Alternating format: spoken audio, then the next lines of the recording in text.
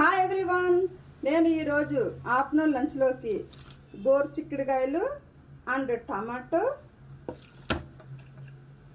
And వందరం ఎండు చేపలు curry prepare చేస్తున్నానండి.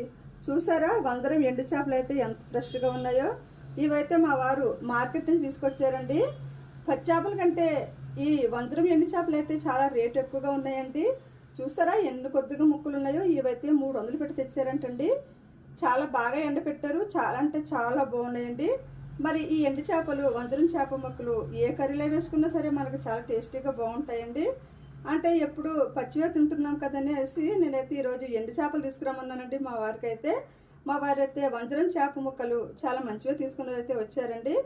ఇవైతే ఎగ్స్ కర్రీలో కానివ్వండి, వంకాయ కర్రీలో కానివ్వండి, చిక్కుడుకాయ కర్రీలో కానివ్వండి, ఏ కర్రీలోకైనా సరే మనకి కాంబినేషన్కి అయితే చాలా బాగుంటుందండి. మరి వందరం చేప ముక్కలు వేసుకొని కర్రీ చేస్తే మరి నేనైతే ఈరోజు గోరు చిక్కుడుకాయలు వేసి నేనైతే వందరం చేప ముక్కలతో నేనైతే ఈరోజు కర్రీ చేస్తున్నానండి.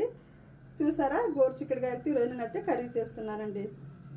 ఓకే అండి, బాయ్. మరి కర్రీ ఎలా ప్రిపేర్ చేయాలి ఏంటో చూసేద్దాం రండి.